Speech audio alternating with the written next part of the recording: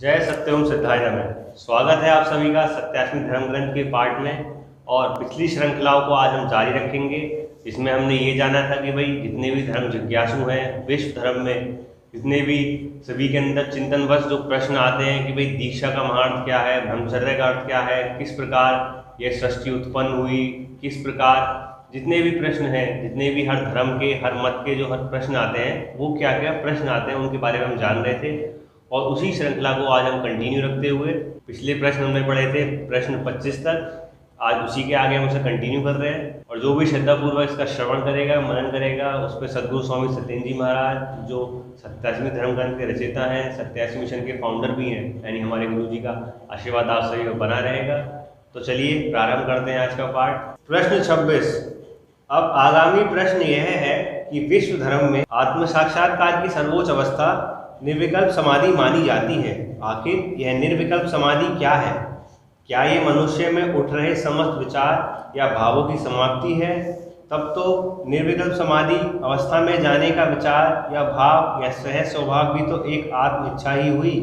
और इस निर्विकल्प समाधि में से पुनः बाहर या चैतन्य होने के लिए कौन से सहज भाव या इच्छा का उदय होना भी तो एक विचार या इच्छा होनी हुई। तब निर्विकल्प समाधि अवस्था कहाँ सिद्ध हुई? और प्रश्न है कि निर्विकल्प अवस्था में योगी गया क्यों और वहाँ से आया क्यों? यदि निर्विकल्प समाधि ही योगी का पूर्णत्व है तो इस पूर्णत्व से वह अपूर्णत्व में पुनः क्यों वापस आया? तब इन दोनों अवस्था निर्विकल्प और सविकल्प अर्थात आने और जाने के मध्य कौन शेष है जिसे इन दोनों अवस्थाओं का ज्ञान बना रहता है, अर्थात मैं, अर्थात योगी? तब यह निर्विकल्प समाधि ही कहाँ है? अगर हम यह माने कि निर्विकल्प समाधि में मैं विश्वव्यापी होकर शेष रहता है और समस्त मैं अर्थात अपने ही आत्म स्वरूपों में विस्तारित होकर चैतन्य रहता है, तब तो वो अन्य में से संयुक्त होकर भी तो भाव व विचारों में संलग्न होकर निर्विचार कहाँ हुआ और वापस आकर मैं ही सर्वत्र हूँ और चैतन्य हूँ का अनुभव कर अपने में शेष रहना अथवा केंद्र से विश्वव्यापी परिधि तक व्याप्ति का अनुभव करना निर्विकल्प अवस्था में बना रहना कहाँ हुआ? तथा जब योगी मानव विचार रहित अवस्था में है तो उसका यह शरीर भी अपरिवर्तित अवस्था में रहना चाहिए, क्योंकि आत्मा ने अपने आत्म आनंद को यह पंचतत्व शरीर धारण किया है। अब यह स्थूल है या सूक्ष्म पर है, आत्मा का ही एक भारी रूप है।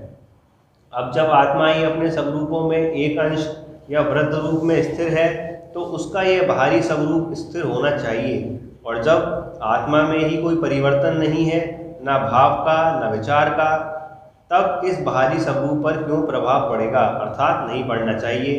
तब जगत में निर्विकल्प समाधि प्राप्त योगियों पर आयु व वृद्धावस्था का साक्षात प्रभाव दिखाई देता है क्यों? अगर कहें कि वो अपने आगामी अनुयायी को यह दिखाना चाहते हैं कि आत्मा अपरिवर्तनशील है और उसका यह भारी स्वरूप शरीर और प्रकृति परिवर्तनशील है, तब प्रश्न उठता है कि नित्य आत्मा ने अनित्य शरीर धारण ही क्यों किया है? उसे नित्य शरीर ही धारण करना चाहिए था। वो अपनी नित्य अवस्था में रहती, तब वो कहने वाला योगी बनकर क्यों वो अपना अनुभव करने व बांटने आई है? और अगर वो कहते हैं कि ये परिवर्तनशीलता का अनुभव सामने वाली प्रश्नार्थी को हो रहा है और मैं तो नित्य हूँ व रहूँगा, मेरे लिए भूत वर्तमान भविष्य या परिवर्तन का कोई प्रश्न ही नहीं है, तब प्रश्न है कि एक के मुक्ति के अनुभव कर लेने पर उसके आसपास के या सर्वत्र को मुक्ति का अनुभव क्यों नहीं हो रहा है, जबकि मुक्ति प्राप्त व अमुक्त व्यक्ति दोनों ही एक ही आत्मा के प्रतिबिंब या एक स्वरूप है। तब मुक्त पुरुष ही यह एकल मुक्ति या निर्विकल्प अवस्था का बोध क्यों कर पा रहा है और अन्य से उसका संपर्क अथवा एकत्व का अनुभव करना ही कि मैं ही सर्वत्र सर्वव्यापी आत्मा हूँ, यह सब आत्मबोध का क्या अर्थ हुआ? क्या अलग अलग आत्मा के अलग अलग निर्विकल्प समाधि प्राप्ति के अनुभवों से गुजरना होगा? तब तो यह निर्विकल्प समाधि और मुक्ति प्राप्त व्यक्ति वह बहुआत्मावाद को प्रदर्शित करती है। तब यह निर्विकल्प समाधि और मुक्ति के पूर्णत्व पर प्रश्न चिन्ह लग जाता है। तब सत्य में महाज्ञान क्या है? प्रश्न 27। अब आगामी प्रश्न यह है कि विश्व धर्म में कर्म को सकाम और निष्काम कर्म के दो रूप बांटा गया है। कहा गया है कि सकाम कर्म में अपनी एक या अनेक मनोकामनाओं की पूर्ति हेतु कर्म किया जाता है और इस प्रकार के कर्म से क्रिया प्रतिक्रिया स्वरूपी लेना देना, पाप पुण्य, जीवन मृत्यु, पुनर्जन्म का अनंत श्रृंखलाओं का चक्र चलता रहता है, जिसके फलस्वरूप मनुष्य अपनी चरम अवस्था मोक्ष की प्राप्ति नहीं कर पाता। तथा निष्काम कर्म के बारे में कहा गया है, इस कर्म के तहत अपनी कोई कामना या उद्देश्य की पूर्ति हेतु कोई कर्म नहीं किया जाता, बस अन्य की मांग पर ही पूर्ति स्वरूप प्रतिक्रिया करना ही निष्काम कर्म कहलाता है। इस प्रकार के कर्म में कर्म करते हुए भी एकर्ता का बोध बना रहता है। इसमें श्रेय नहीं या प्रतिफल नहीं लिया जाता। तब कर्ता कर्म करते हुए भी मुक्ति का बोध करता है, ऋण स्वरूप कर्म करने का बोध नहीं करता। अतः निष्काम कर्म करता सर्वोच्च मुक्त पुरुष का नाम और कर्म कहा गया है। अब प्रश्न यह उठता है कि विश्व में जो मनुष्य है उसकी व्यक्तिगत इच्छा और इच्छा की पूर्ति हेतु कार्य या कर्म की सीमा क्या है। अगर कोई सामान्य व्यक्ति अपने परिवार के पालन हेतु अथवा अपने शरीर के ही पालन हेतु कोई कर्म करता है तो उसका कामना के साथ कर्म करना सकाम कर्म हुआ। तब वह व्यक्ति राष्ट्र या व्यापकता की एक इकाई हुआ।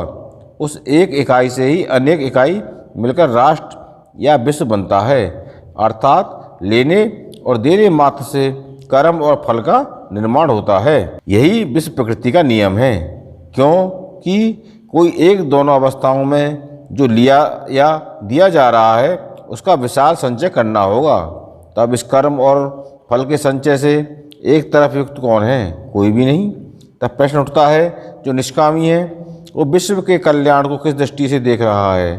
क्योंकि या तो वो मानो जो हो रहा है वो सही हो रहा है और कर्मबद्ध है, और उसमें निष्कामी कैसे संशोधन रूपी विश्व कल्याण हेतु प्रतिक्रिया रूपी कर्म का प्रतिरूपी कर्म कर सकता है। क्योंकि इस मान्यता पर तो निष्काम कर्मी तो तटस्थ ही रहेगा और मात्र दृष्टा ही रहेगा। अन्य जो व्यक्ति अथवा विश्व उससे कुछ मांग रहा है अथवा निष्काम कर्मी को यह प्रतीत या अनुभव हो रहा है, उसे इस विश्व के कल्याणार्थ कुछ करना चाहिए। यूँ कहें कि वो निष्काम कर्मी इस विश्व का एक अंग है, इस हेतु उसका भी कर्तव्य बनता है वो मात्र दृष्टा न बनकर जो स्वयमेव हो रहा है उसका मात्र सहयोगी बने। तब भी उसका यह मानना या अनुभव करना भी एक स्वाभाविक क्रिया है। तब अन्यों को भी व्यक्तिगत कर्म के प्रति मान्यता कैसे अस्वाभाविक या सकाम कर्म करना सिद्ध होती है। अपने लिए किया गया प्रत्येक कर्म और समूह के लिए किया गया कर्म दोनों में आनंद की प्राप्ति है, अन्यथा कोई भी कर्म जो बिना आनंद के किया जा रहा है वो ना कर्म है और ना ही हो सकता है। जो निष्काम कर्मी है उसका स्वयं का अस्तित्व भी उपस्थिति भी उसकी आत्मा की आनंद इच्छा, आनंद क्रिया और आनंद की प्राप्ति के फलस्वरूप हो रही है, अन्यथा वह नहीं होती।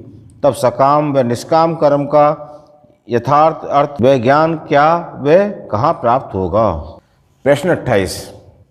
अब आगामी प्रश्न यह है कि विश्व धर्म में जीव की मृत्यु के उपरांत जीव की आत्मा को मृत्यु लोक पर पृथ्वी पर किए गए प्रत्येक कर्म का फल स्वर्ग या नरक या अन्य ऊर्ध्व व निम्न लोकों में पुरस्कार स्वरूप अथवा दंड स्वरूप प्रदान करने की सत्यता को समर्थन किया गया है। अब प्रश्न यह उठता है, जब जीव अपने प्रत्येक कर्म पृथ्वी या कर्म भूमि पर करता है तब उसके द्वारा किए गए कर्म का फल उसे वहीं मिलता है। यह प्रत्यक्ष बात है। ऐसे मनुष्य का राजा या रंक या स्वस्थ या बीमार होकर फल पाना, तब ऊपर के लोकों में जाकर कौन सा अतिरिक्त कर्म का फल उसे प्राप्त होता है और तब कर्म भूमि पर कौन सा कर्म फल उसे प्रदान हो रहा है, और जिस स्थान पर जिस प्रकार का कर्म होता है उसी प्रकार का फल उसी कर्म भूमि पर प्राप्त होगा। अगर ऐसा नहीं होता तो वह कर्म यहाँ हो फल कहीं और लोक में मिले, तब यहाँ कर्म भूमि पर किसी प्रकार का कर्म फल क्यों मिलता है? प्रश्न 29। अब आगामी प्रश्न यह उठता है कि कर्म कोई करे और उसका फल कोई और देता है। यह बात मनुष्य के द्वारा किया कर्म क्रिया और जिसको लेकर कर्म किया जा रहा है प्रतिक्रिया। इन दोनों कर्मों का संयुक्त परिणाम लेना और देना, और इन दोनों कर्मों के करते हुए देखने या अनुभव करने वाला तीसरे मनुष्य को वैसा कर्म करने की प्रेरणा या विपरीत प्रतिक्रिया रूपी प्रत्यक्ष या अप्रत्यक्ष कर्म का फल तत्काल अथवा कुछ समय अंतराल पर प्राप्त होगा, यह निश्चित गणित है। तब इन सब कर्मों का कर्ता और फल प्रदान करता में लोकांतर की भिन्नता का ज्ञान अथवा यह कर्म फल कहाँ से आया। यहाँ से आगे और यह प्रश्न उठता है कि संपूर्ण विश्व ब्रह्मांड में हम और हमारी पृथ्वी अकेली जीवंत कर्म भूमि है अथवा कोई और भी स्थान है? अगर है तो क्या हम वहाँ जाने और हमारी इच्छा होने पर हम वहाँ जन्म नहीं ले सकते हैं, या वहाँ का प्राणी पृथ्वी पर जन्म नहीं ले सकता है?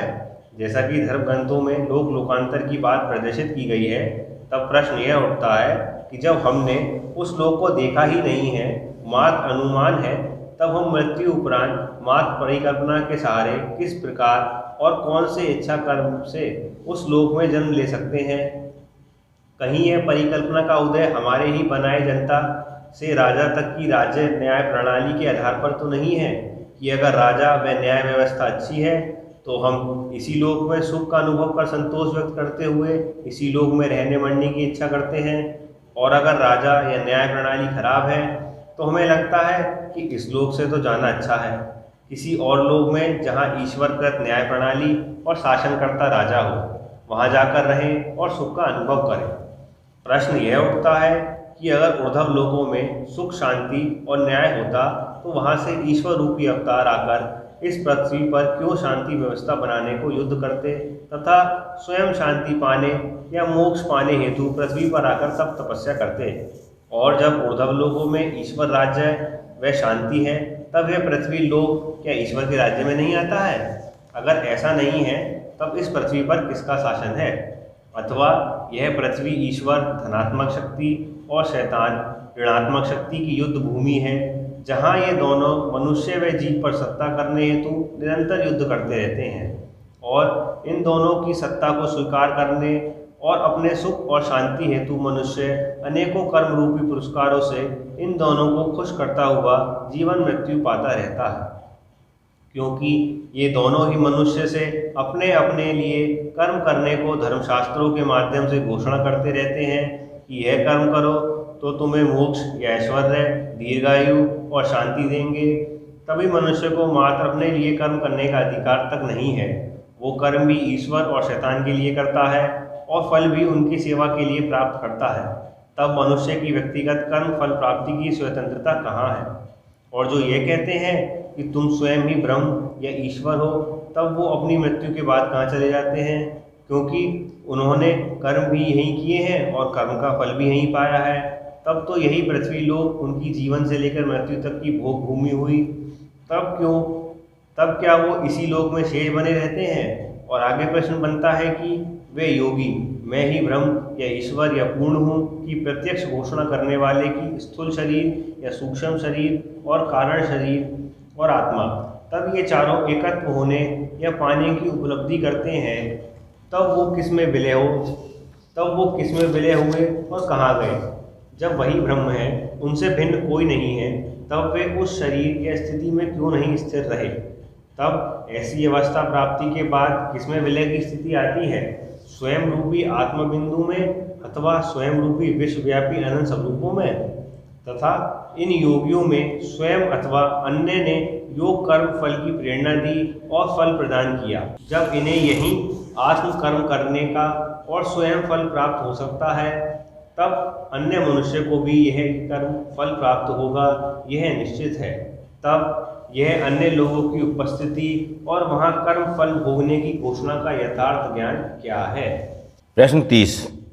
एक और प्रश्न उठता है कि धर्मशास्त्र कहते हैं हम खाली हाथ आए हैं और खाली हाथ ही जाएंगे, सब यहीं रखा रह जाएगा, अतः यहाँ की वस्तु आदि पर मोह नहीं रखना चाहिए। तब प्रश्न यह है कि जब यहाँ सब अनित्य है और हम जहाँ जाते हैं वहाँ सब नित्य है, तो हम उस नित्य को छोड़कर यहाँ अनित्य माया में आए ही क्यों, और आने किसने दिया? आखिर हमें नित्य में क्यों नहीं आनंद आया और अनित्य में ही क्यों आनंद आया? आखिर ऐसा अनित्य में क्या है जो नित्य शाश्वत में नहीं है? कहीं यह कर्म भूमि ही तो शाश्वत और नित्य आनंद प्राप्ति की भूमि तो नहीं, जहाँ मनुष्य का कर्म खाता, जमा खाता बैंक में ब्याज के साथ रखा रह जाता है। जब व्यक्ति पुनः आकर अपने नाम और पते में अपना कर्म और फल प्राप्त करता है, तब उसे ही कुछ भी साथ ले जाने की क्या ज़रूरत है? आज हमने प्रश्नों की श्रृंखलाओं में जाना हम नित्य जीवन को छोड़कर अनित्य जीवन में क्यों आ रहे हैं, क्या वजह है। इसी प्रकार कर्म कोई करता है, फल कोई देता है, जैसी विचारधाराओं के बारे में जाना। इन महत्वपूर्ण प्रश्नों के बाद अभी कुछ प्रश्न और शेष हैं, उसके बाद इनका आगे हम उत्तर भी आपको देंगे। और इन प्रश्नों की आप महत्व पर आप जाइए, इन पर चिंतन कीजिए, और जब तक आप अपने चिंतन करते हुए इनके विषय में विचार कीजिए, आगे हम इसके बारे में और बताएंगे। जब तक के लिए जय सत्तोम सिद्धाय नमः।